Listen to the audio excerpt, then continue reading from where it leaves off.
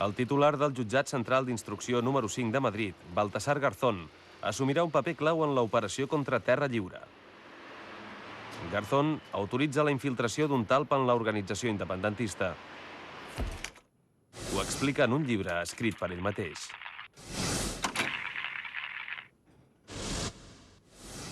En el llibre del Lobo, l'agent secret també confirma aquest fet.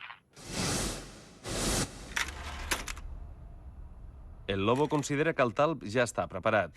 L'objectiu ara és acostar-se a l'organització i passar els filtres d'entrada. El moviment independentista és un moviment que preocupa des de sempre a l'Estat. L'Estat sempre ha invertit mitjans, tant econòmics com humans, a lluitar contra l'independentisme i a boicotejar-lo des de fora o des de dins, si cal. I per tant nosaltres sempre hem estat alerta d'aquestes coses. Però és veritat que ells sempre tenen més mitjans i més diners i al final doncs es poden sortir amb la seva. Aquesta vegada, en aquest cas, doncs ho sabem, i en d'altres casos, hi poden haver d'altres casos que no haguem sabut mai res d'això. En Xema, el talp, no té experiència en operacions d'espionatge, però rep formació del Lobo, que s'havia infiltrat a ETA als anys 70.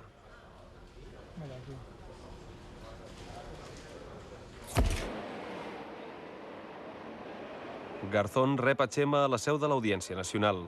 Al talp li garanteixen immunitat judicial i li donen instruccions concretes per començar l'operació. El fitxes i li dius si vol encaixar aquí. Perquè no és si vol, que pot encaixar. Després l'has d'enamorar, aquesta funció. I has d'estar segur que aquella funció la complirà. Perquè el gran perill de l'infiltrat és que al final és més simpatitzant dels altres que teu. Després de passar pel filtre de Terra Lliure amb èxit, en Xema s'ha d'entrevistar a Manresa amb un membre del grup, el David. Terra Lliure és una organització molt i molt feble, amb necessitat de regenerar-se, de captar nous militants. Per tant, qualsevol persona que estigués a favor de la independència i que fos una mica valenta tenia moltes possibilitats d'entrar a Terra Lliure. I, de fet, així va passar. El talp arriba a Manresa amb el seu cotxe. Du un exemplar del Diari de Barcelona per fer-se reconèixer.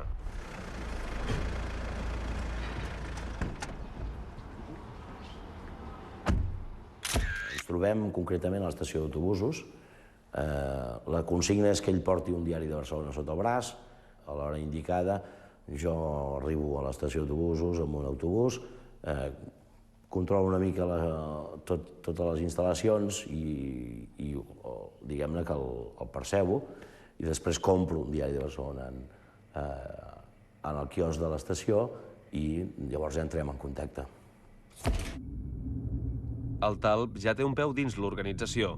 El Lobo, el seu tutor, està pendent dels avenços que faci. En David i en Xema tornen a quedar al cap d'uns quants dies. El punt de trobada és en aquesta ermita dels afores de Manresa. En David veu que hi ha alguna cosa que no encaixa. Jo des d'un primer moment noto coses rares, noto que no és el perfil, noto que és la seva insistència en conèixer gent, en fer coses, l'edat que tenia, fins i tot les seves aficions musicals. En algun moment que vaig pujar al seu cotxe, de cop i volta sonava el Julio Iglesias o coses rares, no? El fet que treballés d'investigador privat, tingués formació en seguretat, fos pilot d'helicòpters, tot això és estupendo, no? Si vols, però amb tot conjuntament no quadrava. En Xema continua rebent instruccions del Lobo. A la tercera cita, en David decideix no presentar-se, però el talp acaba localitzant el seu interlocutor. Jo en cap moment, o sigui, ja des de la primera cita, li vaig dir el meu nom de veritat perquè les coses funcionaven d'aquesta manera. No recordo si li vaig dir que em deia Francesc o Carles, no recordo quin nom vaig fer servir perquè em feia servir 2 o 3 diferents.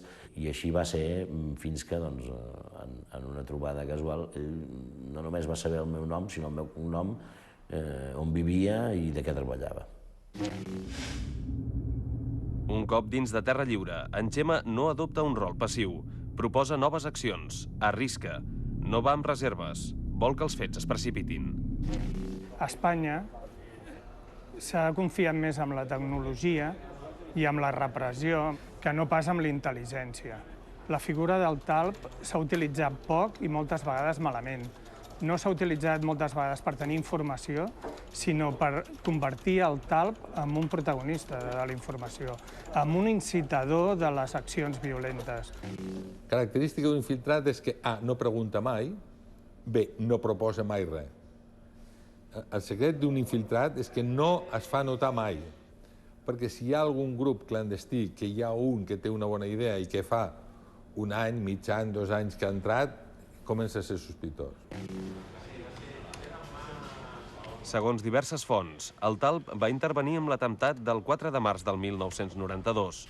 Col·labora en la col·locació d'un explosiu a l'estació de la Renfe de Sant Sadurní d'Anoia, però en cap informe de la policia consta el nom de l'infiltrat. Des del primer moment, en Josep Maria Eloi es va mostrar molt disposat a participar en qualsevol història i, a més, em proposava accions, proposava fins i tot maneres de recaudar diners i, per la informació que tinc, va arribar a participar en una acció en concret. Jo crec que el talp de Terra Lliure, que malgrat que no surt en cap diligència policial, va intervindre en un atemptat a Sant Sadurní d'Anoia.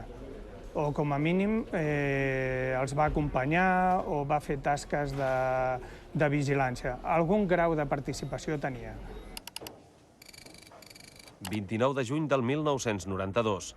La Guàrdia Civil desactiva 3 artefactes explosius. Estaven col·locats en unes oficines bancàries a Girona i Barcelona.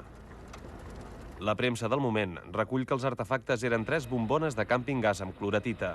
No es parla de l'autoria. Els cossos de seguretat de l'Estat ho van tenir clar. Van relacionar els últims explosius col·locats amb escamots de terra lliure a la Catalunya central i decideixen actuar.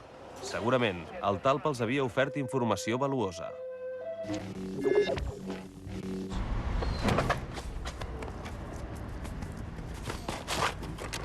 Començava l'anomenada Operació Garzón contra l'independentisme català. En tan sols unes hores van detenir 8 activistes. A mi em detenen la matinada del 29 de juny de 1992 a Manresa, mentre jo tornava a casa amb cotxe. Va ser, a més, una detenció bastant espectacular. Em va sortir un cotxe en contradirecció, tots armats, per darrere va sortir més gent armada, de seguida em van... Jo el primer que vaig fer és pujar les mans del volant, es va calar el cotxe i em van arrencar del cotxe, em van posar amb el nas contra l'asfalt, vaig rebre moltes patades, molta agressió, em van emmanillar i em van pujar dins un cotxe. La nit que el van detenir, en David s'havia de trobar amb en Txema. El talp li volia parlar d'una nova acció armada.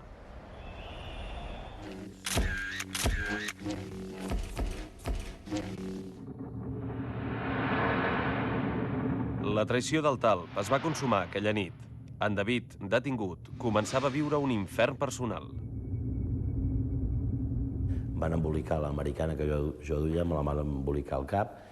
Em van dur al quartel de Guàrdia Civil de Manresa i allà hi vaig estar com una hora. A cap d'una hora em van conduir a Barcelona. Durant tot aquest temps no van parar ni els cops ni les amenaces, molts cops als ronyons i al clatell, molts.